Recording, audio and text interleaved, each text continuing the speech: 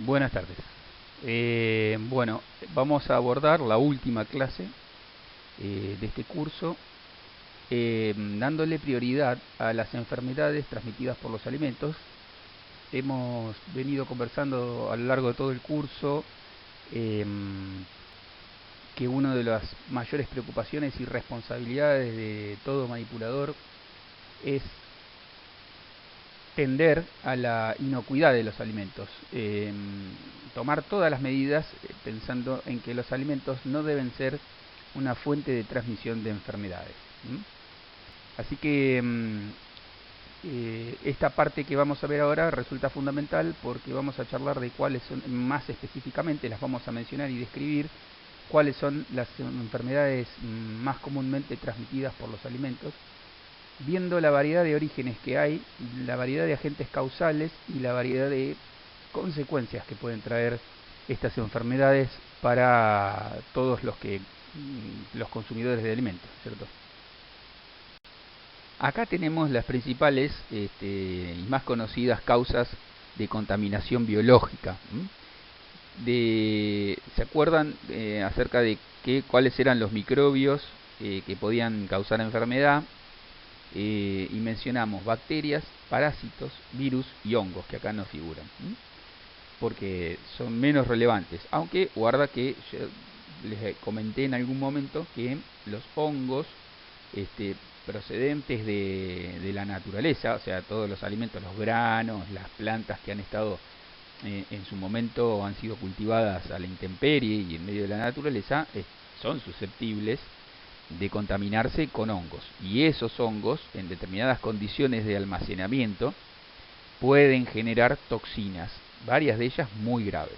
Esas toxinas que son producidas por estos hongos se denominan micotoxinas y hay una amplísima variedad de micotoxinas que pueden afectar a los animales y a la gente que consume esos alimentos contaminados.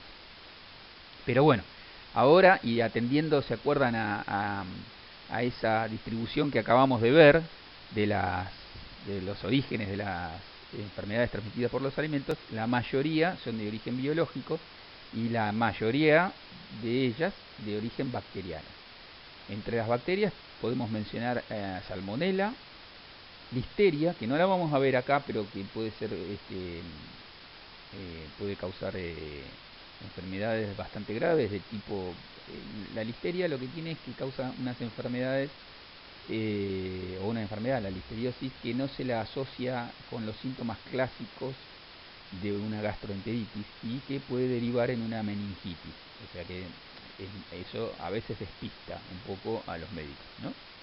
Y además la listeria también es una bacteria que se aguanta bastante el frío.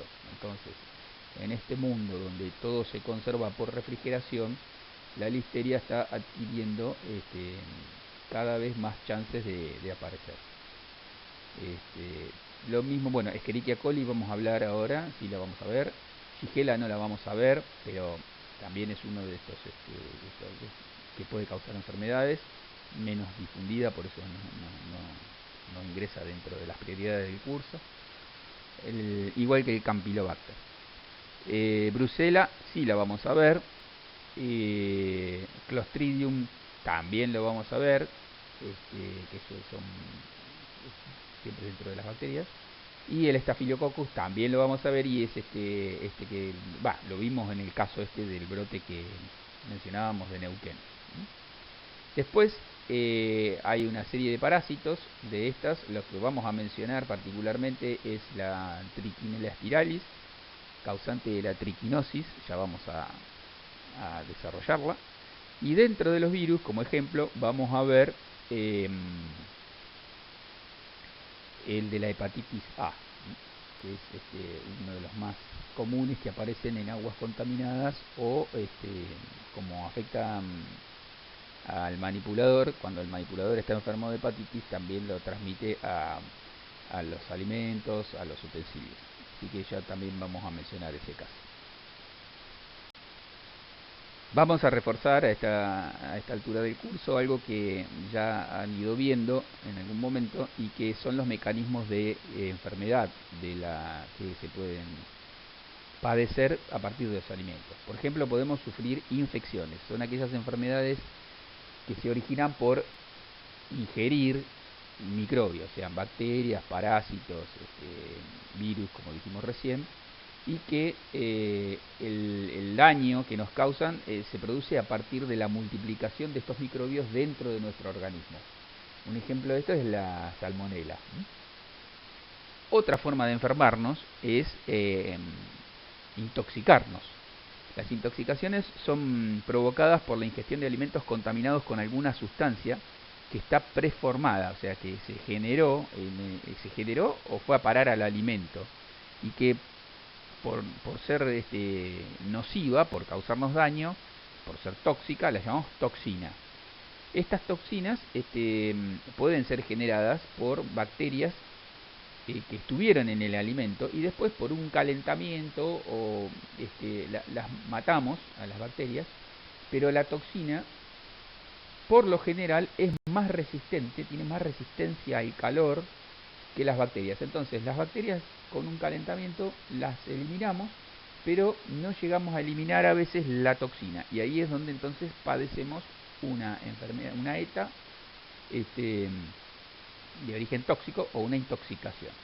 Las bacterias que pueden generar toxinas, las tenemos ahí, tenemos unos ejemplos: el estafilococo que veíamos en el caso de análisis, el Clostridium perfringens o botulinum. Son dos primos, digamos, que comparten apellido, pero tienen el nombre distinto, y que pueden generar toxinas. Vamos a ver que la toxina que genera el Clostridium botulinum es la causante del botulismo y es muchísimo más grave que la del perfringens. Existen otras formas de que los alimentos nos afecten la salud, que son las toxoinfecciones. Las toxoinfecciones son una situación intermedia entre los dos casos que acabamos de ver en la filmina anterior. Son una combinación de infección e intoxicación. Aquellas provocadas por microorganismos que pueden multiplicarse en nuestro intestino y allí producir una toxina que absorbemos junto con los nutrientes, y que son esas toxinas son las que terminan provocándonos el daño.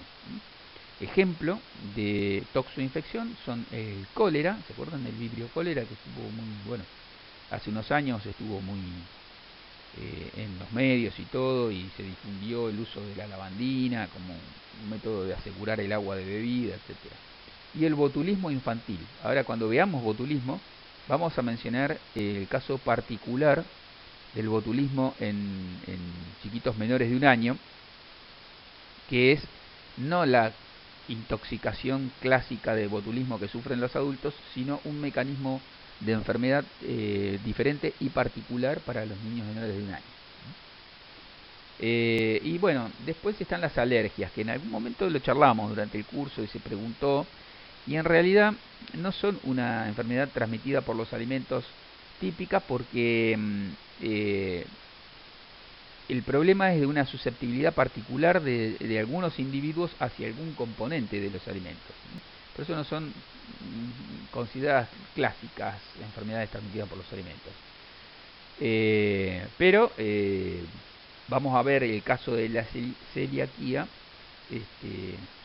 que en algunos casos el agente alérgeno, que es el gluten, puede considerarse para determinados grupos de personas, cada vez más numerosos, puede considerarse una toxina, por la respuesta y la reacción que genera en sus organismos, y por lo tanto hay que tratarla como si fuera una toxina. Hay que evitar su presencia en los alimentos y evitar que se contaminen con esas sustancias.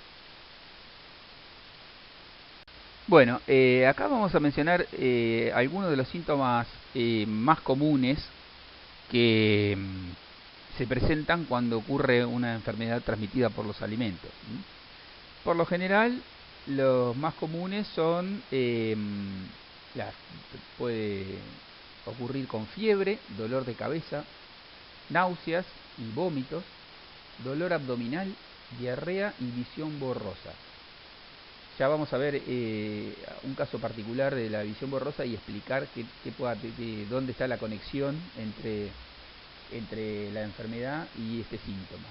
Pero los más comunes entonces son fiebre, dolor de cabeza, náuseas y vómitos, dolor abdominal y diarrea. Eso es una gastroenteritis aguda, complicada, ¿no? Con dolor de cabeza, con fiebre. En algunos casos la enfermedad puede adquirir una gravedad importante e inclusive llevar a la muerte.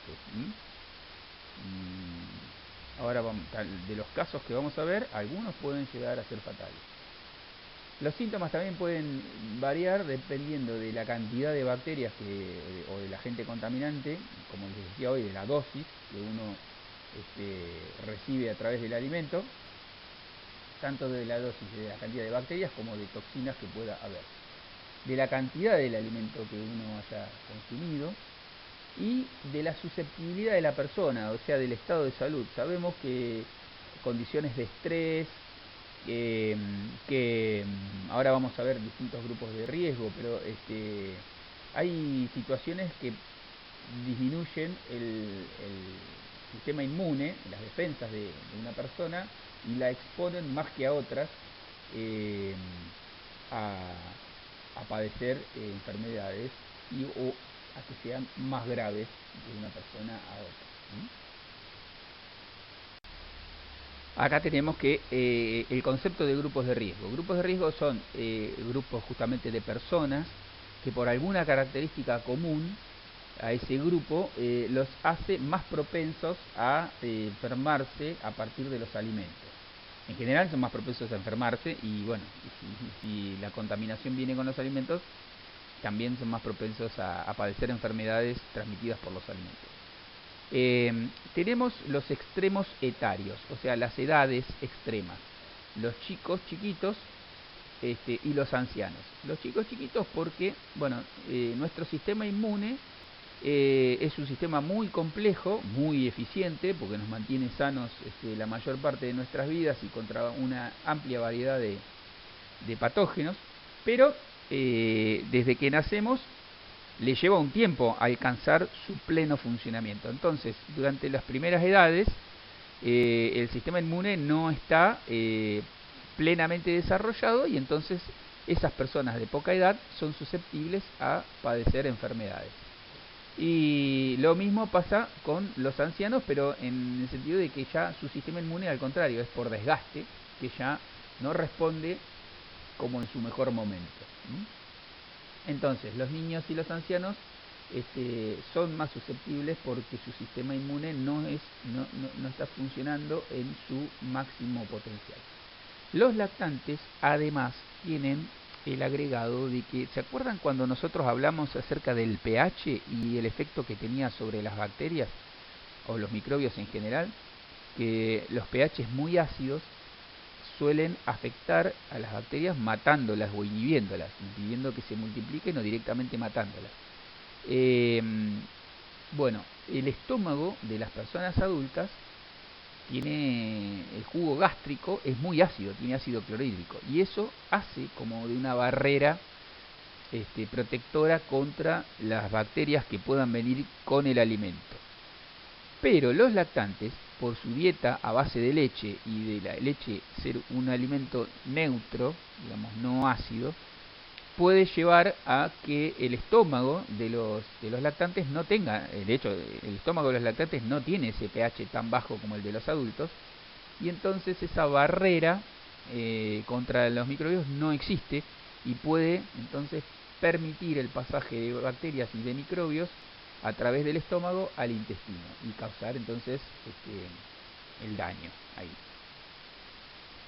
También hay personas inmunocomprometidas por enfermedades, por tratamientos médicos como las quimioterapias, los trasplantes. Esas personas tienen disminuido a propósito, digamos, el sistema inmune y entonces requieren de muchos más cuidados porque son más sensibles a las contaminaciones bacterianas, a las enfermedades bacterianas, virales, etc. Las embarazadas también, ¿Por qué? Porque las embarazadas tienen otro ser adentro, digamos, ¿no? Y entonces, para proteger a ese cuerpo extraño que no es de la propia madre, sino que es otra persona, las embarazadas durante la gestación se reduce naturalmente el sistema inmune, ¿sí? Para prevenir que el sistema inmune de la madre ataque al feto. La exclusión social, ¿vean qué tiene que ver? Y bueno, la exclusión social puede actuar disminuyendo el sistema inmune por diversas razones, por malnutrición, por estrés, por condiciones higiénico-sanitarias no ideales o deficientes directamente. Puede ser que a través de eso los excluidos sociales están más expuestos, inclusive por la calidad de los alimentos que tienen a su alcance, por una serie de razones. Se los considera un grupo de riesgo. Y los turistas. ¿Por qué los turistas? Bueno, hoy les hablé del sistema inmune y ahora con este tema del coronavirus quizás lo tengamos todos más presentes. El sistema inmune nos protege contra los patógenos que conoce. Contra los que no conoce, no nos puede defender. Primero tiene que tomar contacto con esos agentes patógenos y a partir de ahí aprende a defendernos de esos patógenos. Para eso están las vacunas, para que el sistema inmune reconozca determinados microbios y nos defienda sin necesidad de primero tener que enfermarnos con esas bacterias o con esos microbios. Los turistas, bueno, y todos nosotros con el tiempo de estar acá, por eso le digo también el factor edad, con el tiempo de estar en nuestro ambiente normal, vamos tomando contacto con los distintos patógenos que hay en este ambiente y entonces nuestro sistema inmune ya los reconoce y está preparado para enfrentarlos. Pero cuando nos vamos de nuestro ambiente natural a otro completamente nuevo, puede ser que en esa otra zona haya otros patógenos que no son los de mi lugar de origen. Y contra esos patógenos el sistema inmune no los conoce, entonces estamos indefensos. Por eso es que también cuando uno hace un viaje a lugares distantes, tiene que asesorarse acerca de qué enfermedades hay endémicas en esas zonas a donde uno viaja y vacunarse, tomar acción preventiva contra esos patógenos porque, como les digo, nuestro sistema inmune no los conoce y entonces no está en condiciones de defendernos contra ellos. Eso le pasa a los turistas que viajan a lugares alejados de sus lugares normales de residencia. Bueno, vamos a empezar entonces a describir y a mencionar, a tratar brevemente cada una de las enfermedades y vamos a empezar por el botulismo. ¿En qué consiste esta enfermedad? Dijimos, ya lo habíamos mencionado anteriormente, que es causada por una bacteria, particularmente la que se llama Clostridium botulinum. Esta bacteria es productora de una toxina neuroparalizante, o sea que afecta a nuestros nervios. Ustedes saben que los músculos los movemos a partir de señales nerviosas que nuestro cerebro manda a los músculos. Bueno, esta toxina interrumpe la comunicación del cerebro con los músculos y entonces la persona se va paralizando. Es una bacteria natural, es una toxina natural porque la produce esta bacteria, pero es de los más potentes que se conoce. La bacteria se encuentra por todas partes, en el suelo, en la tierra. O sea que en todas aquellas verduras y productos de la tierra puede estar la bacteria. Este es el caso que habíamos visto, el botulismo en los adultos, es el típico caso de intoxicación. O sea, como dijimos, lo que causa la enfermedad, los síntomas y lo que es tan grave es esta toxina que aparece en los alimentos. ¿Cómo aparece? ¿Cómo y cuándo puede aparecer esta toxina en los alimentos? Bueno, pasa cuando dijimos las bacterias, esta bacteria está en todo en la tierra, en el ambiente en general. Entonces es muy posible que vaya, que exista esta bacteria en los alimentos en sí mismos. Cuando esos alimentos no son descontaminados satisfactoriamente con algún tratamiento térmico fuerte, o cuando esos alimentos no tienen un pH lo suficientemente bajo para evitar que, si fuera a parar la bacteria al alimento, esta por lo menos no pueda multiplicarse, ya sea por el ácido que tenga el alimento, o ya sea por la cantidad de sal que tenga el alimento, que pueden frenar el crecimiento de la bacteria. Cuando esto no es así, la bacteria está en condiciones de multiplicarse. Esta bacteria particularmente genera unas esporas encima que son más resistentes que la bacteria a las temperaturas. Y cuando estas esporas germinan, ahí es donde se produce la toxina botulínica. Para que estas esporas germinen, no debe haber oxígeno, o debe haber muy poco oxígeno en el medio donde está la bacteria. Por eso, esta es la enfermedad más peligrosa que puede ocurrir en los alimentos envasados al vacío, porque no tienen oxígeno. Entonces, si se da la combinación de que en el alimento no hay oxígeno, que el alimento no es lo suficientemente ácido, ni contiene la suficiente cantidad de sal, y están estas esporas, entonces ahí tenemos la combinación fatal. Ahí es donde entonces estas esporas, en condiciones de germinar, humedad me faltó mencionar, ¿no? Estas esporas germinan y producen esta toxina que puede ser fatal. Existen tres tipos de botulismo, digamos. Está el botulismo de origen alimentario. Esta es la forma más grave y más común de intoxicación alimentaria, y causada por justamente consumir alimentos que contienen esta poderosa neurotoxina que se formó durante, como les decía hoy, la germinación de estas esporas de Clostridium botulinum. La toxina puede destruirse calentando el alimento a 80 grados durante al menos 10 minutos. El problema es que muchos de los alimentos en donde puede estar la toxina, si los calentamos durante 10 minutos a 80 grados, después no están en condiciones de comerlo. No nos da, por ejemplo, un alimento de bastante peligro o riesgo son los palmitos o los morrones envasados al vacío. ¿Por qué estos alimentos? Porque no son ácidos, son más bien neutros a alcalinos. Proceden obviamente del campo, de la naturaleza, de la huerta, donde el Clostridium está.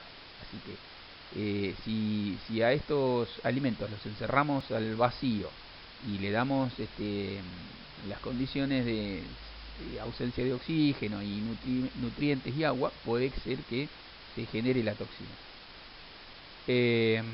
La incidencia de esta enfermedad es bastante baja, pero el interés está porque es muy grave. Puede llegar a efectivamente a matar, de hecho ha matado un montón de gente. A veces se demora el diagnóstico de la enfermedad, y entonces cuando ya está la toxina circulando y haciendo daño en el sistema nervioso, es muy difícil la recuperación y es muy probable el fallecimiento de la persona afectada. La segunda de las formas que puede ocurrir el botulismo es el botulismo infantil. Como les decía hoy, afecta a niños menores de 1 año de edad, porque a estas edades el estómago todavía no está acidificado como lo tenemos los adultos. Entonces, las esporas presentes en cualquiera de los alimentos que venimos mencionando y en la miel, ahora vamos a ver por qué, estas esporas pasan a través del estómago de los chicos, de estos nenes, sin que el ácido las mate del todo, y entonces pasan al intestino, y en el intestino, donde no hay oxígeno, pero tienen humedad, tienen temperatura y tienen alimento, estas esporas germinan y producen la toxina. La toxina se absorbe a través del intestino, como todos los nutrientes que nosotros digerimos, va a parar a la sangre y a través de la sangre llega al sistema nervioso y causa esta parálisis progresiva típica de esta enfermedad. Tanto en adultos como en las criaturas, la enfermedad es igual, digamos. La toxina lo que va causando es una parálisis progresiva que cuando afecta a los músculos que nos permiten respirar, bueno, la persona muere, muere de asfixia, no puede respirar. Ahora que estamos todos pendientes de los respiradores, bueno, si la enfermedad es diagnosticada a tiempo, existen sueros antibotulínicos, o sea, existen sueros que, aplicados a la sangre, neutralizan esta toxina. Y además también, en lo peor del cuadro agudo, en esta parálisis respiratoria, se puede asistir a la persona con un respirador hasta que el cuerpo empieza a eliminar esta toxina. Pero es gravísima y puede provocar la muerte de la persona si no recibe alguno de estos tratamientos que estoy mencionando. En el caso de las criaturas, la miel de este tipo de botulismo infantil es una de las principales causas, porque se la usa mucho para que el nene agarre el chupete o las mamaderas endulzándole las tetinas con miel. Y sin embargo, bueno, ahí está la forma más común de causarle un botulismo a una criatura menor de un año. Eso no hay que hacerlo, ¿sí? Hay que tenerlo claro. La tercera variante del botulismo es el botulismo por heridas. Esto es muy raro que ocurra, o sea, estadísticamente se han registrado muy pocos casos, pero es cuando la bacteria ingresa por una herida. ¿Vieron? Es igual, esto actuaría muy parecido a lo que es el tétano. De hecho, el tétano, que por ahí ustedes lo conocen mejor, y todos tienen la vacuna antitetánica, y bueno, alguna vez hemos estado preocupados por el tema. ¿Qué pasa? El tétano es un Clostridium tetani, y este es Clostridium botulinum, o sea, son primos hermanos prácticamente. Y actúan de una forma muy parecida. ¿Qué pasa? Cuando a través de la tierra o de la suciedad del ambiente ingresa estas bacterias a una herida, la herida se cierra y entonces no hay oxígeno en ese lugar. Y en esas condiciones de ausencia de oxígeno, ¿qué pasa? Lo mismo que adentro de un frasco de una conserva. Esas esporas germinan, producen la toxina y la persona se enferma. Y aparecen todos estos síntomas. Así que es más raro, pero puede ocurrir.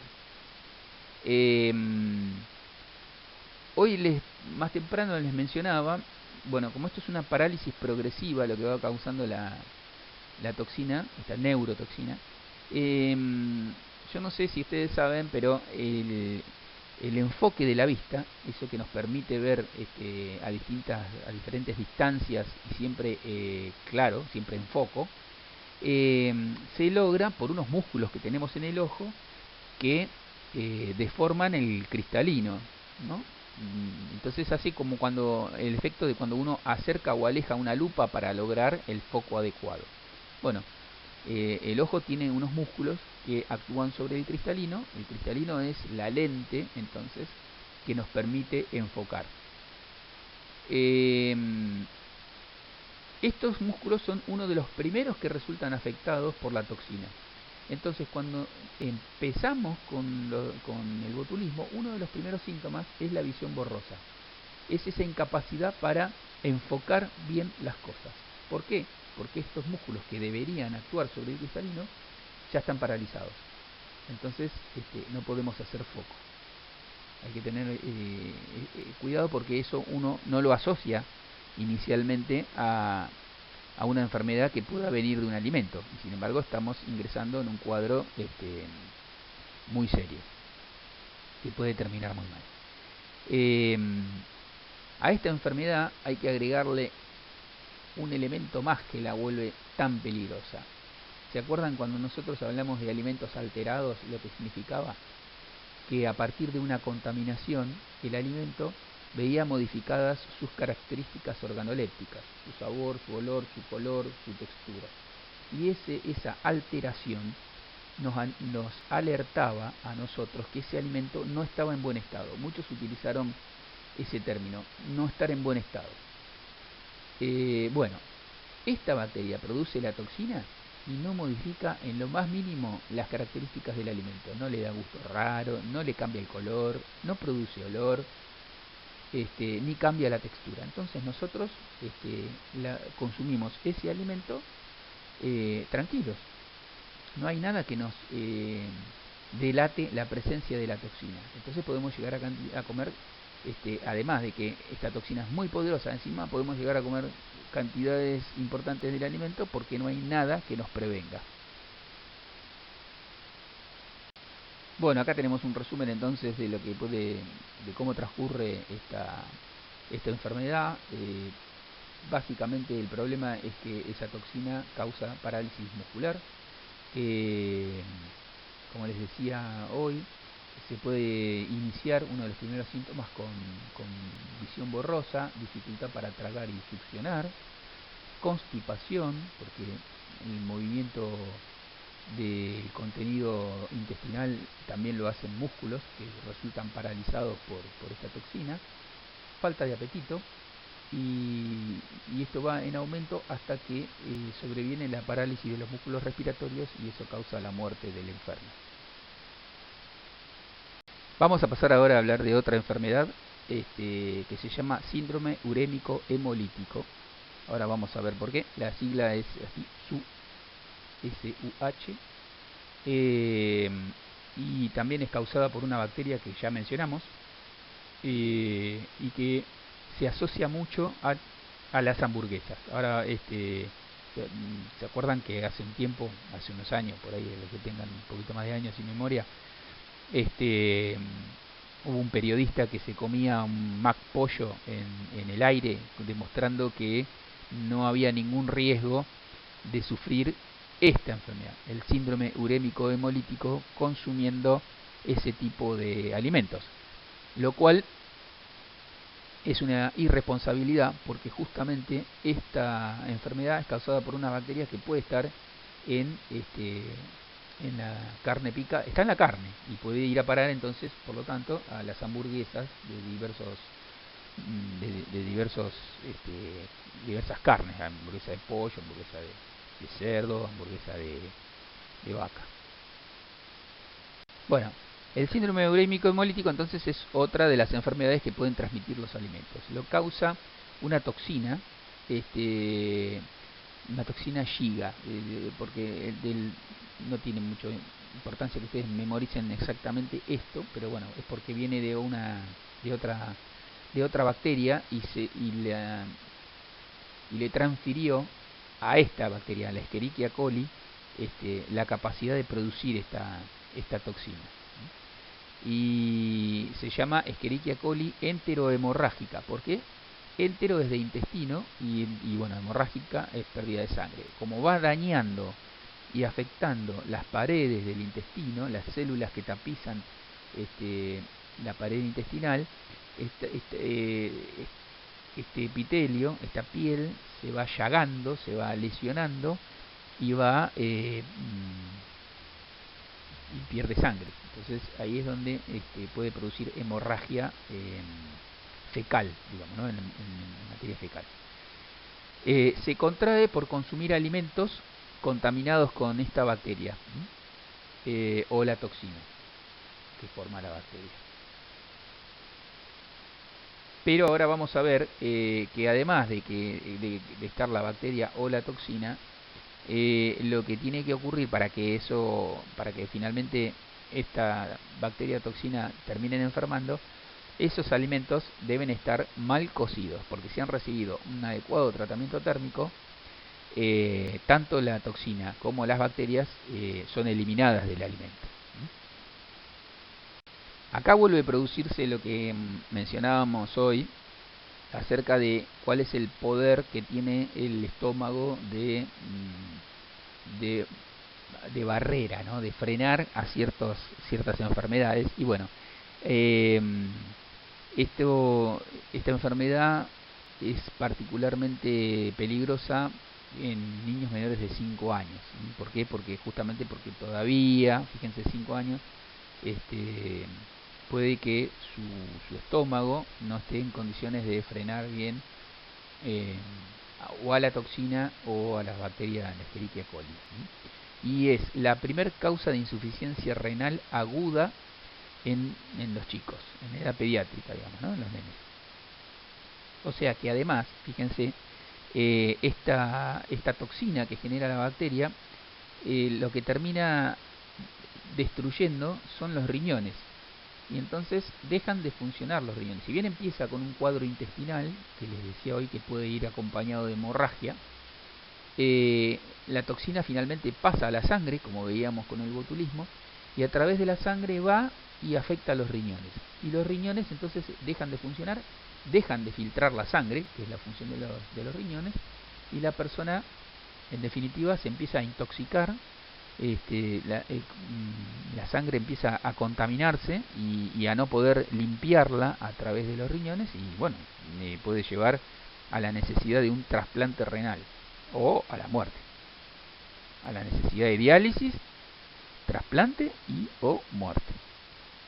Acá tenemos los síntomas que aparecen cuando se genera esta enfermedad. Los síntomas pueden arrancar, o sea, pueden empezar incluso 3 o 4 días después de haber consumido el alimento contaminado. Esos síntomas son dolores de panza, diarreas acuosas con la presencia de sangre, como les decía hoy, por las hemorragias, palidez, lógicamente por anemia, por la pérdida de sangre, irritabilidad, vómitos, inclusive convulsiones, y ya cuando el cuadro se termina de complicar, falta de orina. O sea, los chicos, como les decía, menores a 5 años, que son los más sensibles, ya no hacen pis porque sus riñones dejan de funcionar. Ya les vuelvo a insistir en esto: cuando los riñones no funcionan, todos los elementos que deberíamos eliminar de la sangre a través de la orina se empiezan a acumular, y eso nos genera una intoxicación generalizada, que si no tomamos alguna medida urgente, como la diálisis, que es el filtrado de la sangre por una máquina, morimos en poco tiempo, morimos intoxicados en nuestros propios metabolitos. ¿Cómo es que las bacterias o la toxina de esta bacteria puede llegar a nosotros? Bueno, a través del jugo de carne cruda, carne mal cocida, que no ha recibido la temperatura adecuada en algún punto de su pieza de carne, del pedazo de carne que estamos por consumir. A veces leche y jugos envasados que no han sido pasteurizados. Recuerden que la pasteurización es un tratamiento térmico tendiente a eliminar la contaminación biológica. Aguas contaminadas, obviamente con estas bacterias,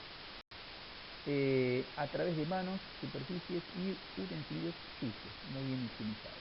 Esta bacteria es de origen fecal, o sea que a veces está en el intestino de las personas. En algunos casos las personas adultas conviven con la bacteria sin que los enferme, y en los animales también, ¿no?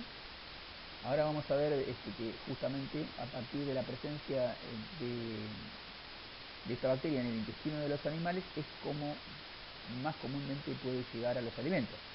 Si los animales estos eliminan materia fecal en los lugares de cultivo, como son las huertas y esos lugares, o se utiliza materia fecal para fertilizar las huertas, no sé si ustedes alguna vez escucharon que los camiones estos atmosféricos que destapan las cloacas o que vacían los pozos, a veces van y llegan a un acuerdo para vaciar el tanque de ese camión en un lugar donde se hace huerta. ¿Por qué? Porque toda esa materia fecal es un excelente fertilizante para las plantas. Pero, ¿qué pasa? También puede ser que ese contenido ese material exista abundante cantidad de esta Escherichia coli, entre otras bacterias, ¿no? Y ahí puede ser que entonces vaya a parar a verduras, por ejemplo. Acá tenemos una de las causas más probables de la presencia de esta bacteria en los alimentos. Por eso es que hay un fuerte predominio de esta enfermedad causada a partir de hamburguesas insuficientemente cocidas. ¿Por qué? Porque en el momento en que se faena un animal para obtener la carne con la cual se van a hacer las hamburguesas, si no se tiene el debido cuidado y si no se siguen las buenas prácticas, como alguna vez hablamos, de evitar pinchar los intestinos del animal en el momento en que se quitan las vísceras. Si ese cuidado no se tiene, el contenido de las vísceras, de los intestinos, se desparrama, como estamos viendo en esta diapositiva, sobre la res del animal, ¿sí? Sobre la carne con la cual posteriormente se van a hacer las hamburguesas. Fíjense que en el primer paso, en la primera secuencia de esta foto, tenemos a alguien que está eviscerando, sacándole las vísceras a un bovino, a una vaca o a un novillo. En el siguiente paso se ve que en este proceso de eviscerado se ha derramado materia fecal, contenido intestinal, sobre la res.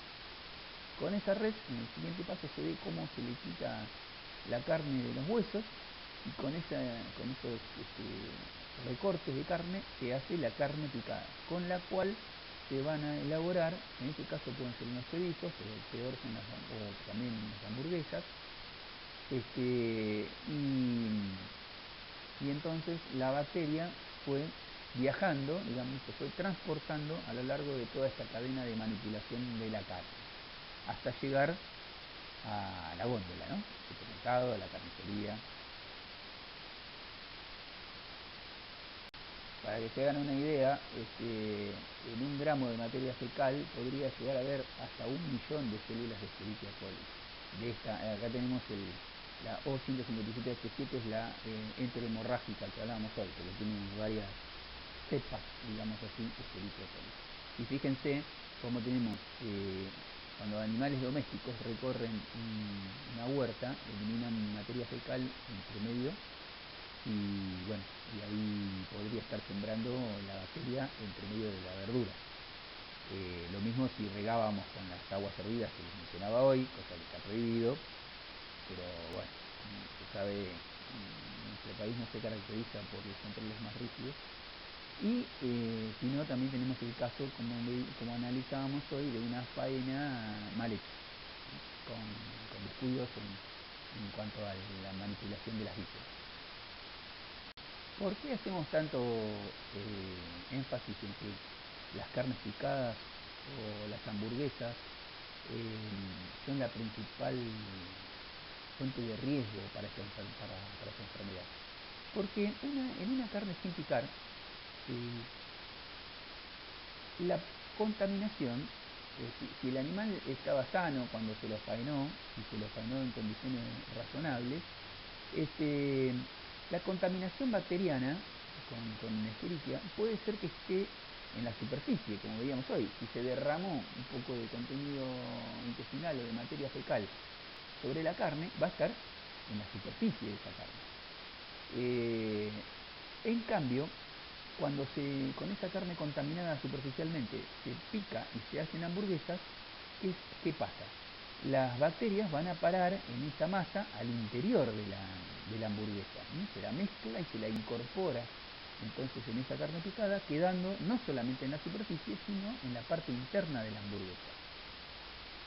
Y ahí es donde viene el problema, porque cualquier carne que nosotros consumamos, entera o picada, se empieza a calentar, lógicamente, de afuera hacia adentro, siendo el interior los lugares donde más tarda en llegar el calor, y por lo tanto los que pueden quedar sin recibir la cantidad de calor suficiente para matar a la bacteria. Entonces, esas hamburguesas que quedan coloraditas adentro, esas son ideales para agarrarse esta enfermedad. ¿Por qué? Porque la temperatura no llegó a esa parte más interna de la hamburguesa, y entonces tanto la toxina como las bacterias pudieron haber sobrevivido ahí. En el caso de los trozos enteros de carne,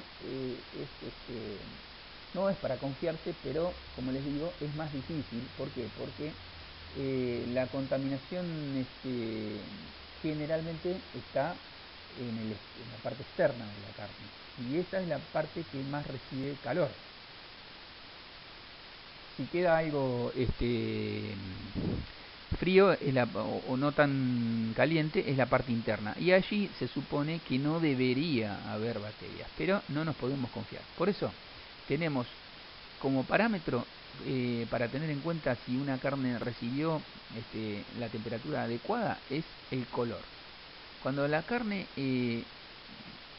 vira del rojo crudo a ese pardo beige marroncito propio de la cocción, quiere decir que alcanzó los 75 grados de temperatura, que es un nivel de calor adecuado para eliminar a la bacteria o a la toxina. En cambio, si la carne quedó roja en el interior, ya podemos pensar que no recibió toda la temperatura que debiera. Hasta 60 grados puede alcanzar la carne sin que cambie esta característica, ¿no? Sin que pase del rojo al marroncito. Entonces ahí vemos que hay restos.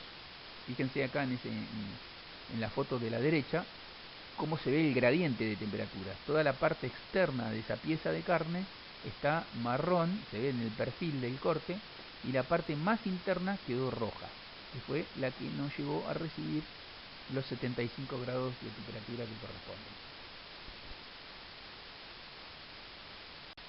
En estas dos fotos podemos apreciar el efecto que tiene la bacteria y la toxina. Inicialmente la bacteria, ¿no? La toxina es la que va a destruir los riñones, va a afectar a los riñones, pero las bacterias y su multiplicación va destruyendo el epitelio, o sea, la piel del intestino, la piel interna del intestino. Fíjense, en la foto superior izquierda está un epitelio normal, con esas vellosidades que permiten absorber bien los nutrientes. Y en la foto inferior derecha, esas vellosidades han sido destruidas por la multiplicación de las bacterias. Ahí es donde se puede producir la hemorragia que hablábamos hoy. Este es un concepto común a todas las enfermedades. Para que se produzca una enfermedad transmitida por los alimentos, tiene que darse estos tres elementos, tiene que estar presentes los tres elementos. El huésped, cuando digo huésped, hablamos de una persona sensible al agente causal, o sea una bacteria, un virus. En este caso estamos hablando de la Escherichia coli. Por eso el huésped es un niño menor a 5 años, porque resulta sensible a la bacteria. Tiene que estar el huésped, tiene que estar la bacteria, que vemos a la derecha, y tiene que estar el vector, lo que llamamos el transporte de la bacteria hasta el huésped, y eso ocurre a través de los alimentos. Bueno, vamos a pasar a hablar de una enfermedad que tiene la particularidad de que es un ejemplo de enfermedad causada por un parásito. Se llama triquinosis a la enfermedad porque la causa una larva prácticamente microscópica, muy o los quistes también, que los agentes contaminantes de esta enfermedad son prácticamente microscópicos. Y el parásito se llama Trichinella spiralis. Este parásito, como decía, la Trichinella spiralis, es muy común su presencia en los cerdos, básicamente porque a los cerdos a veces no se los alimenta ni se los cría en condiciones higiénicas adecuadas, y entonces ahí es donde ellos adquieren el parásito. Este parásito provoca dolores musculares, fiebre, edema ocular, y puede llegar a complicarse en cuadros todavía más graves. Como les decía, el reservorio, o sea, el lugar de donde nosotros como personas lo adquirimos, es a partir de la carne de cerdo. El cerdo es el huésped principal, come los huevitos de este parásito que producen larvas. Esas larvas se enquistan en los músculos de mayor actividad del cerdo. Ustedes saben que uno de los músculos de mayor actividad es el diafragma, porque es el que nos permite respirar. Junto con el corazón están funcionando constantemente y por lo tanto tienen muchos nutrientes, están muy bien oxigenados, y ese es el lugar donde las larvas quieren o prefieren alojarse, ¿no? No sé si saben, pero el diafragma es el corte que nosotros conocemos como entraña. Bueno, como ese es el lugar preferido por las larvas, cuando se hace un control de reses de animales, en el caso de cerdos, se busca, entonces se toma una muestrita de tejido de la entraña para analizar la presencia o no de estas larvas en ese corte. ¿Cómo nos enfermamos? Cuando consumimos carne de cerdo infectada con el parásito y mal cocida, porque con el calor, o sea, con una adecuada cocción, como veíamos en el caso igual de la Escherichia coli, podemos eliminar, o sea, podemos matar al parásito y no padecer la enfermedad, aunque el alimento estuviese inicialmente contaminado. El tema son la cantidad de chacinados y de cosas que se elaboran con carne de cerdo que no recibe cocción. Por ejemplo, los salames, los chorizos secos, se maceran químicamente, se salan, se pican, etcétera, pero no reciben cocción, no reciben temperatura. Y entonces ahí el quiste del parásito puede permanecer activo, y cuando nosotros consumimos eso nos enfermamos. Bueno, ¿cómo se puede prevenir esta enfermedad? Cocinando muy bien la carne. Otra vez, 80 grados resulta ser una temperatura umbral, o sea, una temperatura mínima a alcanzar por la carne para prevenir una enfermedad. Veíamos que en el caso de la Escherichia coli, las hamburguesas debían, y la carne en general, debía ser tratada a 80 grados en su punto más frío, en su punto más interno, o sea, en donde como mínimo 80 grados. Bueno, acá vuelve a pasar lo mismo, 80 grados alcanza para matar a la larva, y por lo tanto entonces toda la carne debe alcanzar esta temperatura. No consumir, otra medida de prevención es no consumir cerdos ni derivados de cerdos de procedencia dudosa, ¿no? Todos los servicios de campo, artesanales que están en la banquina, bueno, son una ruleta rusa. En caso de faenar a los animales, consultar en el municipio, porque por lo general los análisis son gratuitos. La Dirección de Bromatología de cada municipio instruye a los productores acerca de cómo tomar la muestra y llevarla al laboratorio para hacer el diagnóstico. Y entonces, ¿se acuerdan? Uno de los objetivos de este curso fomentar la responsabilidad en la manipulación de alimentos. Bueno, nosotros, si sabemos que nuestros animales están sanos, podemos quedarnos tranquilos con los productos que ofrecemos. Bueno, acá tenemos a modo de repaso entonces la prevención de la triquinosis. Como dijimos, que es una enfermedad que se transmite a través de los alimentos, causada por el parásito Trichinella spiralis. Se contagia, como dijimos, por consumir carne contaminada, mal cocida, y bueno, esta enfermedad no se transmite de una persona a otra. Hay que consumir, obviamente hay que consumir las larvas presentes en la carne vivas, o sea que no las haya matado la cocción. ¿Quiénes la pueden encontrar? Cualquier persona que ingiera carne mal cocida de animales infectados.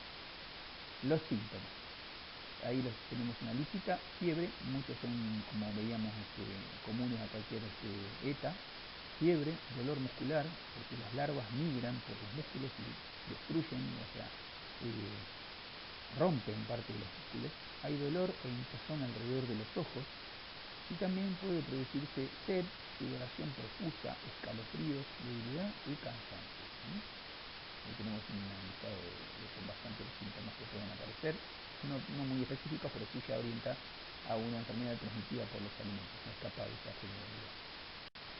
Bueno, acá tenemos un poco el circuito de la enfermedad. Arranca abajo y a la izquierda con la presencia de larvas o del parásito en los animales que se empiezan en sus músculos. Con esos músculos se elaboran, en este caso tenemos ahí un chorizo seco que no recibe tratamiento térmico, por lo tanto las larvas sobreviven ahí en esa carne picada y compactada en el chorizo. La persona consume esa carne y libera, con la digestión que hace de la carne, libera las larvas. Y esas larvas atraviesan el intestino, la pared del intestino, empiezan a migrar, se llama, ¿no?, a circular por los músculos y se van y se alojan, como les decía hoy, en los músculos de mayor actividad, como son el diafragma y hasta puede ser el corazón, causando severos trastornos a la salud de la persona. Un poco de los síntomas que vemos son esos edemas alrededor de los ojos, esa hinchazón de ojos. Es un síntoma común a esta enfermedad, sumado a todos los que mencionamos recién, ¿no? Bueno, siguiendo el recorrido por las enfermedades, ahora vimos ya enfermedades de origen bacteriano, enfermedades de origen parasitario, como la anterior, y este es un caso de enfermedad viral. La hepatitis A es causada por un virus que debe estar presente entonces en el alimento o en el agua de bebida. Como les mencionaba recién, el virus va a parar al alimento porque algún manipulador contagiado con el virus lo disemina. Lo puede diseminar directamente sobre el alimento o lo puede diseminar sobre los materiales, utensilios, superficies implicadas en la manipulación de los alimentos. ¿Cómo se produce esta enfermedad? Bueno, el huésped ingiere el virus, o sea, como decíamos hoy, a través de alimentos o agua contaminada. Este virus empieza a multiplicarse primero en la parte de la garganta y de la faringe y después en los intestinos. Va atravesando estas mucosas, va a parar a la sangre y se transporta al hígado. En el hígado se va acumulando en la bilis, ¿vieron ese jugo verdoso que tenemos adentro de la vesícula biliar? Y ahí se va acumulando el virus, así que cuando la bilis vuelca su contenido al intestino, va volcando también estos virus. Y entonces el virus termina eliminándose a través de la materia fecal. Los virus multiplicados circulan por la sangre de la persona enferma y así es como van a parar al hígado, y del hígado a la materia fecal. Y de la materia fecal, por descuido, por condiciones higiénicas deficientes, es que la persona enferma de hepatitis empieza a diseminar la enfermedad por contaminación fecal, mal lavado de manos, básicamente, en el momento de ir al baño, etc. El periodo de incubación puede variar entre 15 y 50 días, durante los cuales no hay síntomas. O sea, es el tiempo que tardan en aparecer los síntomas de este periodo de incubación, pero en los cuales la persona ya puede estar contagiando. Por eso yo siempre les decía lo de la prevención. Uno debe actuar como si estuviese enfermo, porque no sabe realmente si no está incubando algo. Entonces los recaudos tienen que estar siempre presentes, aunque uno se sienta fenómeno. Esta enfermedad es muy contagiosa y se puede transmitir también de persona a persona. Puede ser por contacto directo con una persona enferma o por exposición a una fuente común, o sea, alimentos contaminados, compartir vasos, toallas, esas cosas que pueden hacer de vector del virus entre una persona y la otra. O sea, el virus puede pasar directamente de una persona a la otra o a través de estos vectores, como les llamamos.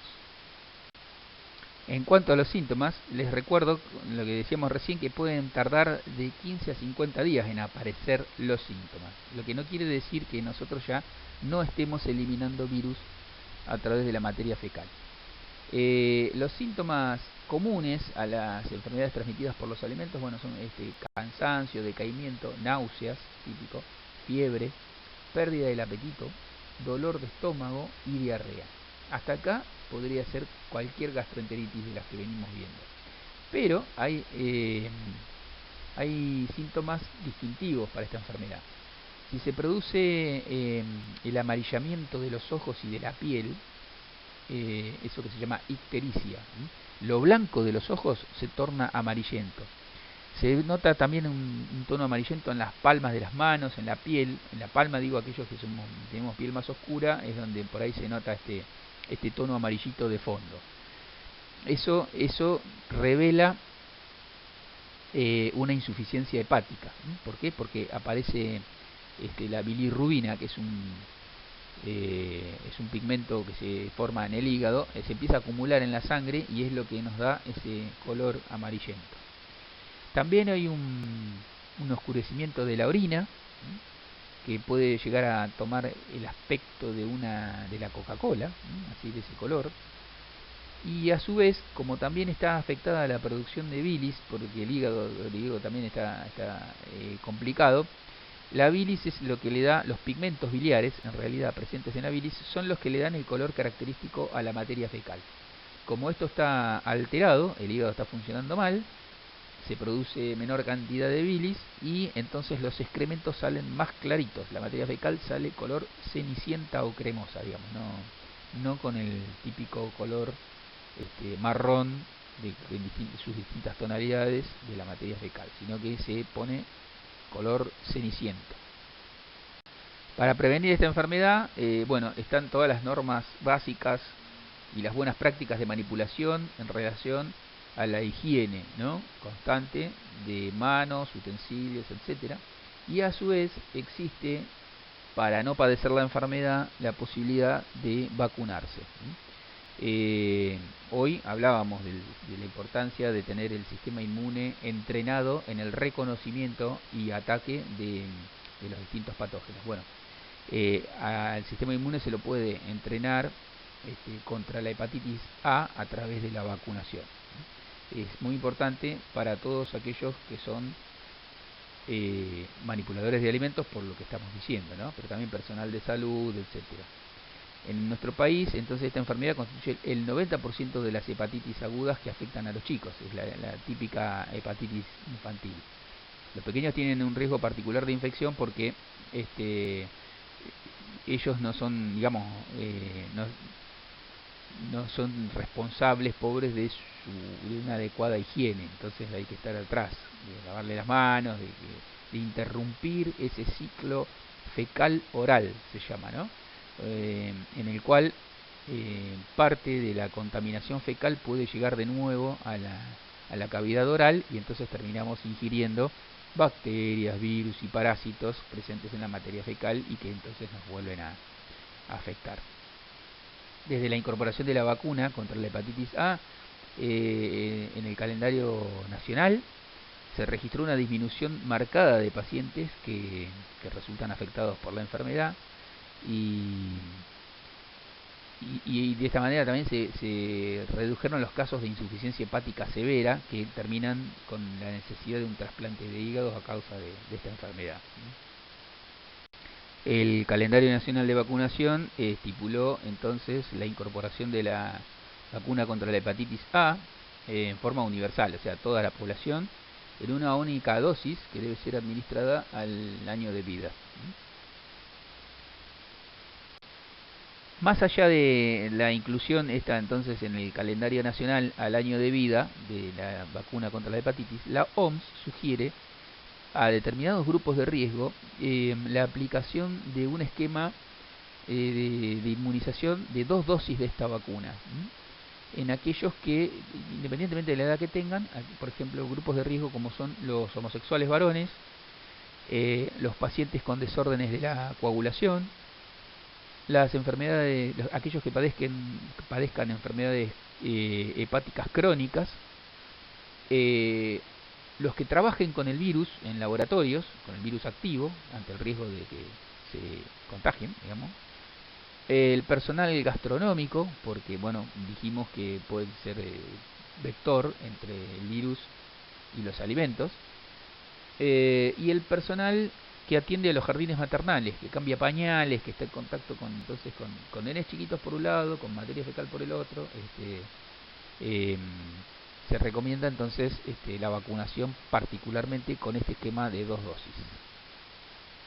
Bueno, esto es lo que les decía. Entonces, como acá también se ha tomado la recomendación de la OMS, y entonces desde el 2012 que se recomienda particularmente al personal gastronómico y manipuladores de alimentos este esquema de inmunización de 2 dosis, o sea, una dosis inicial y un refuerzo a los 6 meses de aplicada la primera. Acá tenemos un poco sintetizado bastante del esquema de esta enfermedad. Vemos a partir del momento en que la persona lo ingiere, empieza la incubación, que dijimos que podía durar de 15 a 50 días, por la presencia del virus en aguas contaminadas, en heces, obviamente por condiciones higiénicas deficientes, y después el desarrollo de los síntomas, el malestar gastrointestinal general, que coincide con cualquier enfermedad transmitida por los alimentos, y los síntomas distintivos, que son el oscurecimiento de la orina, el aclaramiento de la materia fecal y la ictericia, este coloreado amarillo de las partes más claras del ojo y de la piel en general. Los alimentos, para prevenir, se recomienda higiene en la manipulación. En el agua, asegurarla por ebullición o por el agregado de cloro. Inclusive hay que tener cuidado con el agua que se usa para hielo, porque esa por ahí no se la considera particularmente, y cuando el congelamiento no mata al virus. El lavado también de las manos antes de comer y de cocinar, y después de ir al baño o de manipular excretas. Bueno, la siguiente enfermedad, volvemos a las bacterias, es la salmonelosis, y la bacteria que la causa justamente se llama salmonela, por eso el nombre de la enfermedad. Bueno, como decíamos, la salmonelosis es causada por esta bacteria que se llama salmonela, y tiene la sintomatología típica de la enfermedad transmitida por alimentos, particularmente con profusas diarreas. Esta bacteria vive en el intestino de humanos y animales que han logrado un equilibrio con la bacteria, se han autoinmunizado y son portadores. En algún momento eliminan puede ser en el transcurso de la enfermedad o puede ser como portadores, eliminan por materia fecal esta bacteria, y entonces los contagios se producen por transmisión fecal oral o directa entre una persona enferma y una sana. Ahí es donde entonces el círculo fecal oral que decimos es cuando por deficientes condiciones de higiene llega contaminación fecal a la cavidad oral, y entonces se produce la infección con la bacteria. Una de las principales causas de la ocurrencia de esta enfermedad tiene que ver con cómo se han ido modificando los sistemas de cría, fundamentalmente de los animales de granja. Como vemos ahí, un galpón de pollos parrilleros, los animales se crían en condiciones prácticamente de hacinamiento, están amontonados. Como esta bacteria, dijimos, vive en el intestino de los animales, estas grandes poblaciones de animales están en contacto con su propia materia fecal, lo cual va produciendo una progresiva reinfectación con la bacteria y aumentando los niveles de la bacteria en estos animales y sus productos derivados, ya sea en la carne de estos animales o en los huevos puestos por estos animales. Ustedes saben que la gallina pone los huevos o elimina los huevos a través de la cloaca, que es una abertura común que tiene con el sistema urinario y el digestivo. Entonces es común notar la presencia de materia fecal en los huevos, en la cáscara de los huevos, mejor dicho. Naturalmente los huevos nacen con una sustancia gelatinosa en el momento en que son recién puestos, salen calientes y húmedos, esa sustancia se seca y se enfría y sella los poros de la cáscara, evitando el ingreso de contaminantes, bacterias, etcétera, al interior del huevo. Por eso tampoco es recomendable lavar los huevos para su almacenamiento. Es preferible guardarlos como están y eventualmente lavarlos en el momento de usarlos. ¿Por qué? Porque al lavarlos podemos eliminar o remover esta capa selladora y favorecer la contaminación del huevo, al revés de lo que estábamos queriendo prevenir, ¿no? Una vez más, la cocción viene a salvarnos de los posibles riesgos de enfermedades transmitidas por los alimentos. Observemos acá, si preparamos un huevo frito, dejándole la yema líquida para poder mojar el pancito, tan típica en nuestros gustos, en esa yema líquida puede sobrevivir hasta el 75% de las salmonelas que estuviesen presentes. Si a esos huevos los revolvemos y los calentamos a 73 grados, la supervivencia, o sea, las salmonelas presentes se reducen hasta un 20%. Queda un 20% aún en condiciones de infectarnos.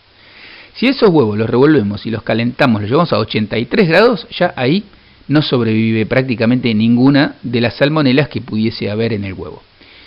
Si hacemos un huevo hervido durante 4 minutos, o sea, tipo pasado por agua, en ese huevo pueden sobrevivir el 11% de las salmonelas presentes.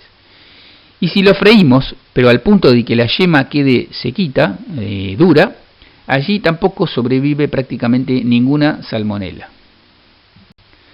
Esta diapositiva la incluí con fines prácticos, para ustedes no sé si todos lo saben, pero cómo distinguir un huevo o el estado de conservación o de frescura de un huevo.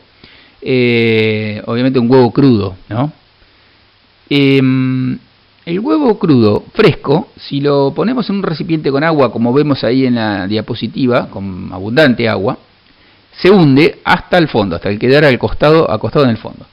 A medida que el tiempo transcurre, el huevo va desarrollando, según las condiciones de conservación, va desarrollando gases en su interior que lo vuelven cada vez más liviano, hasta que termina en un mal estado de conservación, en un avanzado estado de descomposición, como vemos en la figura de la situación de la derecha, flotando completamente. Eso ya, con ese nivel de deterioro, no sería recomendable su consumo. Bueno, hasta acá vimos todas enfermedades toxoinfecciosas, o sea, en las que algún agente contaminante, predominantemente de naturaleza biológica, estuvimos viendo, son los causantes de una enfermedad transmitida por los alimentos, ya sea por una infección o por una infección. Mencionamos las alergias como una variante no tradicional o algo que no es propiamente una enfermedad transmitida por los alimentos, pero que tienen su origen en los alimentos, en la relación entre el consumidor y el alimento. La celiaquía es un caso de ellos. Es una intolerancia que presentan ciertos individuos, por eso que es dependiente es una particularidad de ciertos individuos, hacia un componente de los alimentos, que ya se los menciono, es el gluten. Ahora vamos a ir viendo en qué alimentos está y qué podemos hacer para prevenir que las personas sensibles a esta sustancia sufran las consecuencias de su ingesta. Como les decía, entonces la celiaquía es una intolerancia permanente al gluten. El gluten es la proteína que se encuentra presente en las harinas del trigo, avena, cebada y centeno, y que para los celíacos resulta tóxica. Se encadena una reacción que va destruyendo el epitelio intestinal, o sea, la piel interna, la cara interna del intestino, que es por donde se absorben los nutrientes. Este gluten, para que ustedes tengan una idea, es lo que le da la capacidad panificable al trigo, es lo que permite el levado de la masa. Así que, bueno, es importante como característica propia de los alimentos, pero los que son celíacos no lo pueden comer, les resulta tóxico. ¿En qué consiste esta reacción? Bueno, se les van en contacto con el gluten, al celíaco se le van atrofiando las vellosidades del intestino, lo cual impide que absorba los nutrientes en forma normal. Entonces, la persona come, pero no se nutre, no puede absorber ni las proteínas, ni las grasas, ni los hidratos de carbono, ni los minerales, ni las vitaminas presentes en los alimentos que consume. ¿Cómo se manifiesta la celiaquía en las personas? Bueno, en los niños se caracteriza por la presencia o la ocurrencia de diarreas crónicas, vómitos, distensión abdominal, baja talla, o sea, quedan chiquitos porque están malnutridos. Recuerden que básicamente es una malnutrición porque no pueden absorber los nutrientes de los alimentos. Entonces, pierden peso, los cabellos y la piel están resecos, quebradizos, pueden aparecer aftas en la boca, entre tantos síntomas. En los adolescentes puede aparecer dolor abdominal, falta de ánimo, retraso del ciclo menstrual en las adolescentes, igual que alguien que está, como decía, malnutrido o desnutrido. En los adultos puede aparecer descalcificación, anemia, diarreas, abortos espontáneos en las mujeres embarazadas e impotencia en los hombres. A veces, yo no sé si ustedes conocen, en casi todos los cursos alguien conoce o tiene un amigo o un pariente que padece celiaquía. Los casos son cada vez más comunes y cada vez se diagnostican más, inclusive en personas que nunca supieron que eran celíacos. Se les manifiesta a distintas edades también. Como vimos, la gran variedad de síntomas que pueden causar y la diversidad de situaciones en las que se puede expresar la celiaquía, el diagnóstico no es tan sencillo. Generalmente no se arriba rápidamente al diagnóstico de celiaquía. Pero el diagnóstico inequívoco se hace cuando hay un análisis de sangre que permite hacer el diagnóstico, y después una biopsia de intestino para determinar el grado. Se saca un pedacito de la pared del intestino y se analizan las microvellosidades. ¿Se acuerdan hoy que vimos cuando en el caso del síndrome urémico hemolítico cómo eran las vellosidades normales y cómo quedaban cuando las atacaba la Escherichia coli enterohemorrágica? Bueno, acá es una reacción autoinmune contra el gluten de estos cereales que mencionamos hoy, el trigo, la avena, la cebada y el centeno, que van destruyendo y degradando esas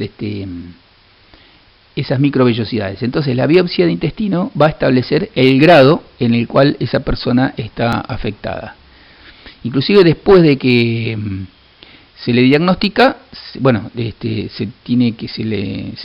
le instruye a la persona para que haga una dieta de por vida que no contenga gluten. Y a partir de ahí, las biopsias pueden constatar la paulatina recuperación de estas microvellosidades del intestino.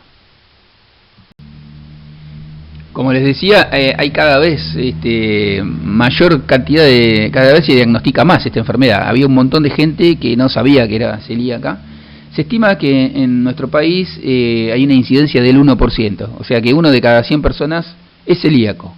Si somos 40 millones de argentinos, estaríamos en los 400.000 celíacos aproximadamente.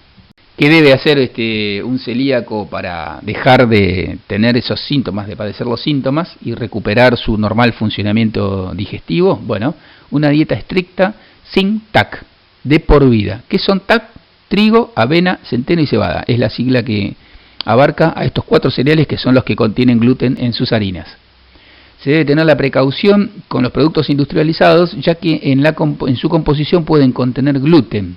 inclusive los medicamentos. ¿Por qué? Porque se usan harinas o féculas de estos cereales, por ejemplo, para hacer los comprimidos o para hacer espesantes en la preparación de los comprimidos de los remedios, digo, o en espesantes y estabilizantes alimentarios, ¿no? Entonces, en esos productos así manufacturados, con alimentos elaborados, puede aparecer gluten como parte de los ingredientes.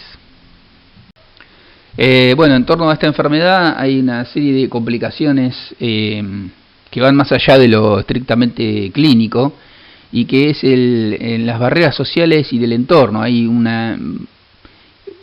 Hay que decir que cada vez menos, pero hay un desconocimiento de la problemática en general. Hay dificultades, por ejemplo, a la hora de viajar o todo lo que son caterings y todo. Reitero, si bien se está avanzando bastante, todavía hay poca disponibilidad, y no en todos los medios de transporte, no todo en los restaurantes y comedores o ambientes laborales se considera una dieta apta para celíacos. Pero vemos en los supermercados, en los comercios y todo, que cada vez hay mayor difusión y mayor variedad de productos. La falta de opciones aptas en comedores escolares, universidades, hospitales, restaurantes sigue siendo todavía un inconveniente. Y también están las barreras económicas. Si bien, como les digo, cada vez hay mayor variedad, en general todo lo que esté rotulado como apto para celíacos es más caro. Y su oferta es mucho más reducida que los alimentos en general, digamos, ¿no? Para la persona que se sabe celíaca, hay alimentos que están prohibidos porque contienen gluten en su composición normal, así que ya forman parte del alimento. Y en eso se incluyen a todos aquellos que se elaboren con alguno de estos 4 cereales que ya mencionamos: el trigo, la avena, la cebada o el centeno. Así que todo lo que son panificados, tortas, postres, pastas, la cerveza, que también se elabora, la genuina es a partir de cebada exclusivamente, pero bueno, hay otras, hay cervezas de trigo, todas esas que son a partir de estos 4 cereales, todos estos alimentos que contienen estos 4 cereales, son prohibitivos para los celíacos por contener gluten. Hay otro grupo de alimentos que son dudosos, o sea que pueden llegar a contener gluten. No es que, como los anteriores, forma parte normal de su constitución, de su composición, sino que estos pueden llegar a contenerlos. Y son todos aquellos alimentos industrializados que pueden tener gluten, como les digo, porque como es una proteína, muchas veces se los utiliza como espesantes o para retener líquidos, etcétera. Y entonces podemos encontrar este tipo de almidones modificados y cosas obtenidas a partir de estos cereales en helados, golosinas, embutidos. Son todos alimentos que pueden llegar a contener estos ingredientes. Por otra parte, hay otra categoría de alimentos que, por no contener naturalmente gluten como parte de su composición, están permitidos. Y esos son las carnes, la mayoría de las hortalizas, buena parte de las frutas, el vino, en que no interviene ninguno de estos 4 cereales en su elaboración, la leche, siempre que sea pura, los huevos y las mantecas. Todos estos, en estos alimentos naturalmente no debería por qué haber gluten. Por lo tanto, están permitidos. Acá tenemos una lista de las harinas que no contienen gluten. Por ejemplo, las de maíz, las de mandioca, las de papa. Bueno, maíz, polenta, que es lo mismo, es maíz molido. El arroz tampoco contiene gluten, los garbanzos no contienen gluten. Harinas de premezcla, siempre y cuando no contengan alguno de los 4 cereales que mencionamos. Harina de algarroba, de soja, de sorgo, de quinoa, de arvejas. Todas estas tienen que estar inscritas como libre de gluten.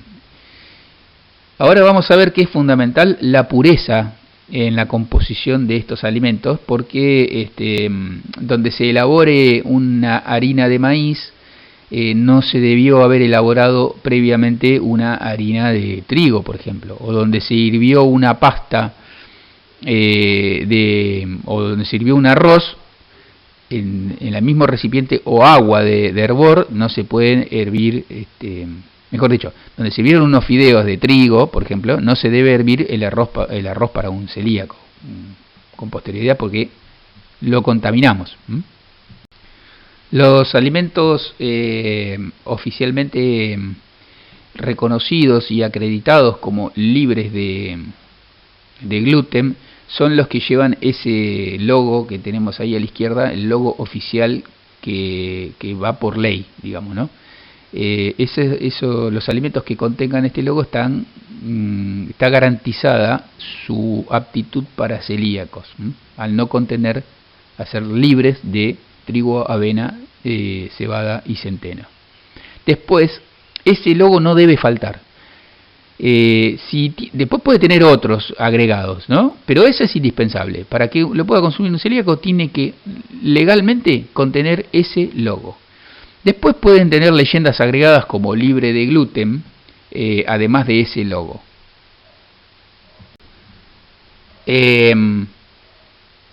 Aclaremos, pueden aparecer otros logos más, además del anterior que vimos, ¿no? Estos otros logos pueden estar presentes porque alguna otra entidad certifica la ausencia de gluten en el alimento. Entonces puede aparecer el logo de la Asociación Celíaca Argentina o el logo de la Sociedad Celíaca del Reino Unido, certificando que es un alimento libre de gluten. Pero el de validez legal, el que no puede faltar, es el anterior, el que vimos antes. Si aparece alguno de estos, pero no está el otro, no es válido, no tiene garantía legal. No hay que dejarse confundir por rotulados incorrectos. Por ejemplo, que diga apto para celíacos, eso no garantiza nada. Que diga que no contiene gluten, tampoco.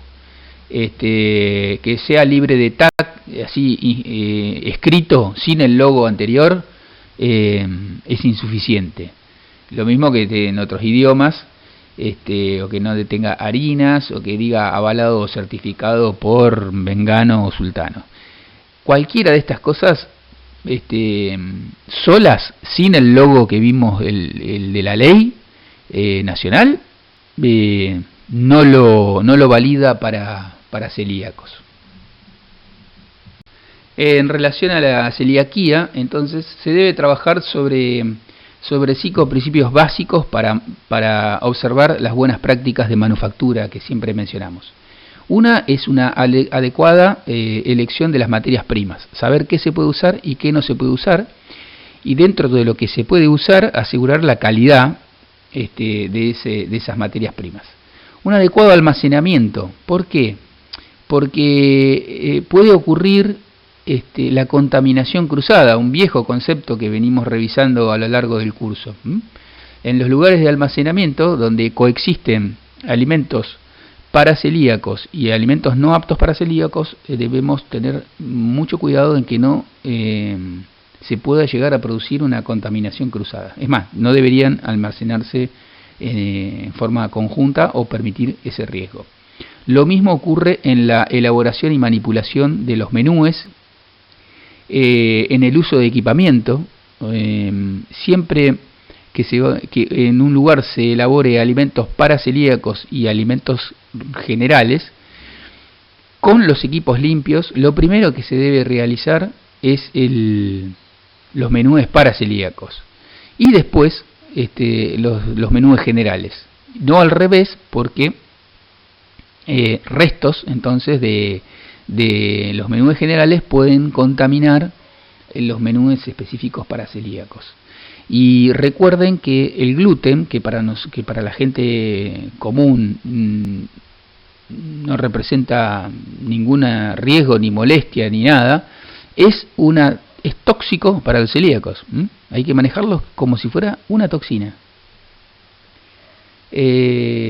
Por lo tanto, también hay que considerar el almacenamiento de los menúes ya elaborados, para que no se produzca esta contaminación cruzada a posteriori de la elaboración. ¿Cuáles son las principales recomendaciones a hacer para aquellos que elaboren alimentos para celíacos y para los celíacos, por supuesto?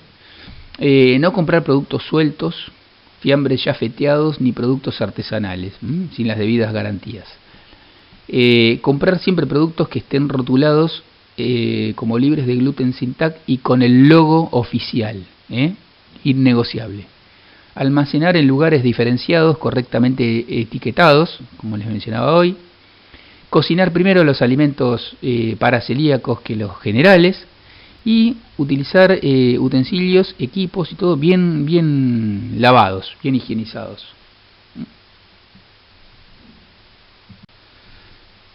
Como les decía, la disponibilidad de alimentos aptos para celíacos está en constante evolución y progreso, deberíamos decir.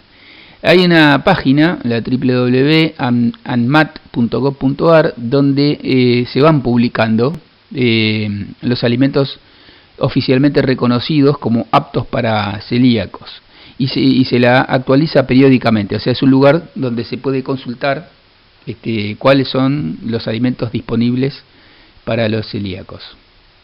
Bueno, ahí se pueden consultar justamente la guía de alimentos y medicamentos que se actualiza periódicamente, se publica en marzo de cada año y todos los meses se va actualizando.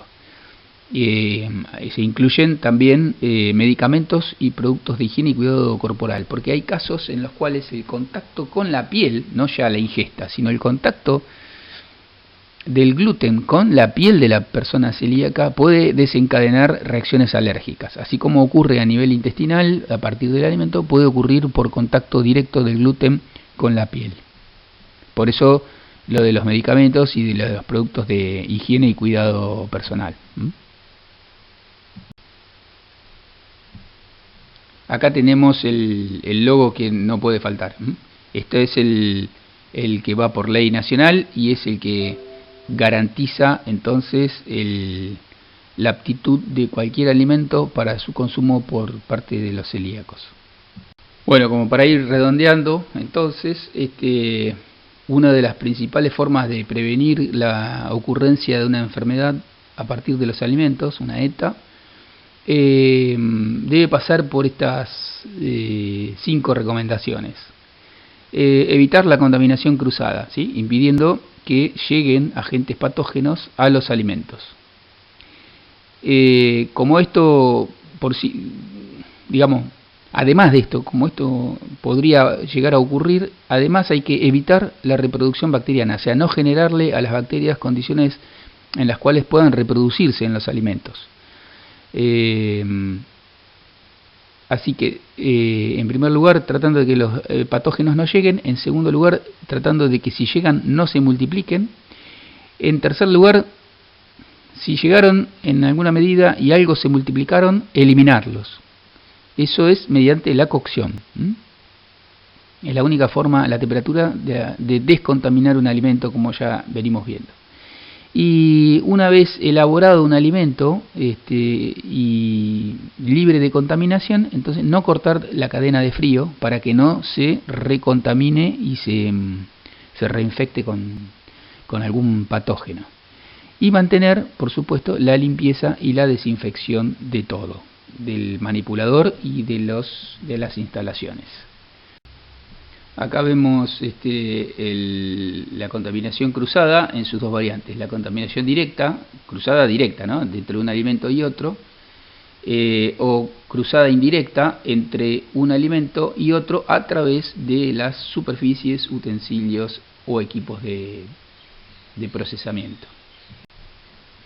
Repasando, vemos la heladera como uno de los lugares clave, porque es el lugar donde debemos asegurar la cadena de frío, por un lado, y donde debemos prevenir la contaminación cruzada, por otro, dado que es un lugar donde convergen muchos alimentos en diverso estado de procesamiento. Entonces tenemos alimentos crudos, alimentos ya cocidos, alimentos con distinto nivel de riesgo, de acuerdo a lo que vimos en algún momento. Todo confluye ahí. Entonces, debe ser el lugar que garantice una adecuada conservación desde el punto de vista del frío, pero además debe ser un lugar donde evitar la contaminación cruzada. La limpieza es otro de los factores clave, por lo que venimos mencionando. Tenemos que señalar que hay dos pasos indispensables para asegurar una correcta higiene. Y esos dos pasos son limpiar y desinfectar. Limpiar es eliminar la suciedad visible de la superficie, sean restos de carne, hueso, grasas, pelos, jugos, etcétera. Se puede hacer con agua caliente a 65 grados, un método físico, con detergentes, un método químico, desengrasantes, y con la ayuda de cepillos y otros elementos removedores de suciedad. Y después el otro paso es desinfectar. Desinfectar significa eliminar los microorganismos mediante el uso de agua a más de 80 grados, también un método físico de desinfección, productos químicos desinfectantes, cloro, lavandina por excelencia, barato, efectivo, pero también hay alcohol al 70%, se puede usar amonios cuaternarios, productos iodados, según las superficies y según el contexto, ¿no? Así que ahí tenemos variedad de productos químicos desinfectantes, y también el vapor como método físico es un poderoso desinfectante.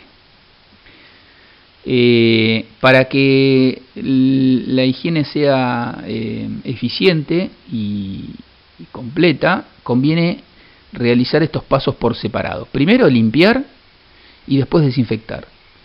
Un ambiente limpio es más fácil y más eficiente o más completa la desinfección que un ambiente sucio. Muchos de los agentes desinfectantes se inactivan ante la presencia de materia orgánica residual, como decíamos, grasas, pedazos de carne, etcétera. Entonces conviene remover todo tipo de materia orgánica previamente y después aplicar un agente desinfectante. Eso es lo que optimiza el proceso de higiene. Como ya les mencioné, la lavandina, el hipoclorito de sodio es uno de los agentes desinfectantes más completos y muy barato. Lo que hay que tener cuidado simplemente es de no generar una contaminación a partir de él, ¿no? O sea, una vez que se limpió adecuadamente lo que uno pretende sanitizar, se lo desinfecta con cloro y después se lo enjuaga y limpia correctamente, ¿no? El cloro de por sí también es algo que tiende a evaporarse y a desnaturalizarse por efecto de la luz, así que no tiene una residualidad muy grande sobre superficies limpias. Si las superficies están engrasadas o contienen materia orgánica, el cloro se puede combinar con la materia orgánica y puede constituirse en un contaminante más. Utilizando una lavandina con la concentración que vimos anterior de 55 gramos por litro, eso hay que prestarle atención. Ustedes, si recorren, la próxima vez que vayan, si no lo han observado ya, hagan el ejercicio. Cuando vayan al supermercado, fíjense que abajo la mayoría de las lavandinas deben declarar cuál es su concentración en cloro. Eso por el precio, inclusive, si ustedes quieren, porque lo que está el agente activo, el agente desinfectante es el cloro, y a ustedes les pueden vender más cloro o menos cloro, más agua o menos agua. Así que hay que revisar la concentración de cloro que contiene la lavandina a la hora de hacer las cuentas, inclusive las cuentas económicas, ¿no? Pero estas recomendaciones que siguen acerca del uso de la lavandina como desinfectante están basadas en una concentración de 55 gramos por litro. Para lavar la vajilla, 2 cucharadas soperas en 5 litros de agua andan perfecto. Se puede usar 2 tazas en 10 litros de agua para la desinfección de pisos y paredes, y 3 gotitas por litro de agua para el lavado de frutas y verduras. Para ir cerrando el curso, recordemos entonces la cantidad de pasos y de procesos por los cuales tiene que atravesar o transitar un alimento para llegar desde su producción hasta su consumo. Acá tenemos un ejemplo. Y en cada uno de esos pasos hay que asegurar la calidad del alimento.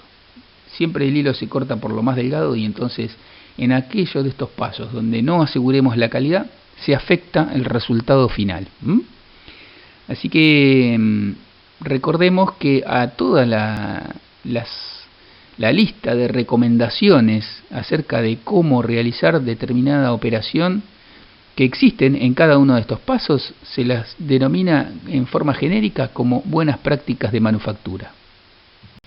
Entonces, podemos sintetizar en que las buenas prácticas de manufactura son aquellas prácticas de higiene y de procedimientos en la elaboración de alimentos que incluyen recomendaciones sobre el uso y la calidad de las materias primas, de los productos, de las instalaciones, de los equipos y del personal dentro de un establecimiento a fines de obtener alimentos inocuos. Recuerden otra vez cuál es la preocupación y principal responsabilidad de los manipuladores de alimentos. Esto está plasmado en una resolución que está en el capítulo 2 del Código Alimentario Argentino.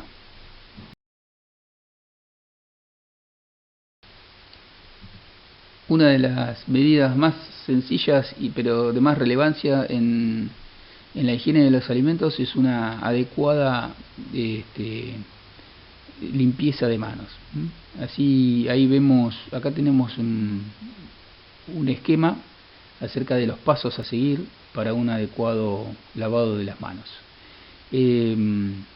Para terminar, les voy a mostrar una demostración que se puede hacer en laboratorio. Se podría hacer si estuviésemos con las clases presenciales, pero que tiende justamente a mostrarles, como síntesis de este tema de la higiene de las manos, en que es preferible tener las manos limpias que usar guantes sucios. Muchas veces hemos discutido la necesidad de usar guantes en la manipulación de alimentos. Los guantes son un elemento de resguardo, no menor, pero son un elemento de resguardo hacia el manipulador, para que no, ante la presencia de heridas en la piel, que no se contamine o no se le infecten por la manipulación de alimentos. Pero desde el punto de vista de los alimentos, es preferible lavarse 100 veces las manos a tener que usar guantes que por su costo terminen por ahorrarnos unos mangos en guantes descartables, terminemos usando por demás a los guantes, y estos se constituyan en una fuente de contaminación cruzada. Eso es lo que hay que evitar. En las siguientes vinilas van a ver entonces qué pasa cuando tratamos a las manos con distinto nivel de higiene. La prueba demostrativa consiste en solicitarle a una persona, a un voluntario, que apoye 4 de sus dedos, así como viene, sin ningún tratamiento previo, que apoye 4 de sus dedos en lo que llamamos nosotros una placa de agar, que contenida en una caja de Petri. Es una placa que le da todas las condiciones para el crecimiento a las bacterias, ¿se acuerdan? Les da un pH adecuado, les da nutrición, les da la humedad adecuada. Es un material que parece un gel, donde las bacterias no se desparraman, sino que quedan en el lugar, cada bacteria que cae en esa placa. Entonces, al multiplicarse tanto, donde había una bacteria que nosotros no veíamos, se forma una colonia, o sea, un tumulto de bacterias a partir de la multiplicación de esa bacteria original. Y esas colonias, entonces, sí las podemos ver. Serían como una montonera de bacterias que se forman donde cayó una y empezó a reproducirse. No sé si me entienden. Estas placas hay que darles la temperatura adecuada, o sea, una vez sembradas, o una vez que el voluntario tocó esa placa para ver qué cantidad de bacterias pasaron de la mano a la placa, esa placa se cierra con una tapita para que no se seque y se la lleva a 37 grados de estufa. En 48 horas se pueden ver los resultados. Fíjense lo que pasó. En cada uno de los puntos de apoyo de los dedos se multiplicaron las bacterias. Entonces estas colonias blancas que nosotros vemos nos dan una idea del grado de contaminación de esos dedos en el momento en que tomaron contacto con la placa. Fíjense el grado de contaminación de la foto que está a la izquierda y arriba, que corresponde a una mano sin lavar. Arriba y a la derecha a una mano que ha sido enjuagada con agua.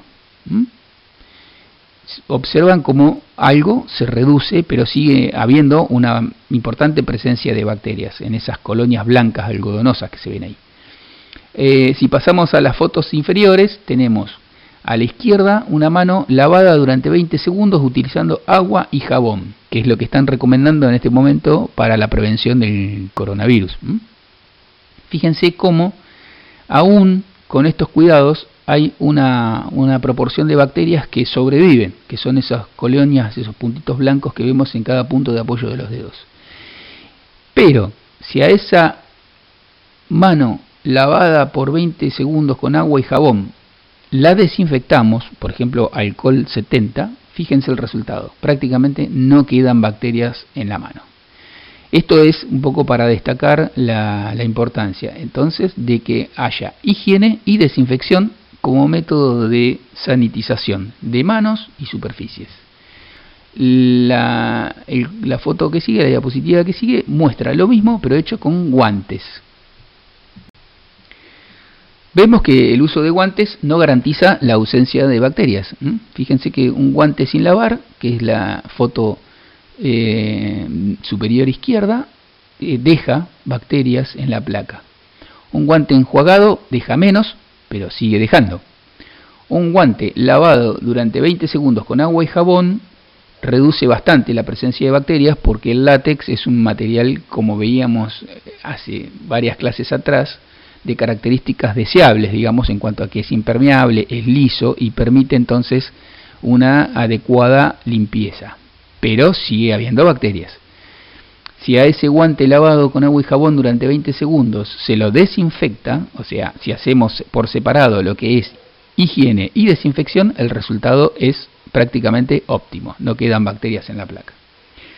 Bueno, con esto cerramos el curso, espero que les haya sido de utilidad, que haya cubierto sus expectativas y fundamentalmente desde mi punto de vista espero que haber generado en ustedes ese sentido de la responsabilidad al que aludimos desde la primera clase en toda persona que tiene como función manipular alimentos, ya sea para uso doméstico o con fines comerciales. Bueno, que tengan todos suerte en la aplicación de estos conocimientos y que les sean de utilidad. Nos veremos.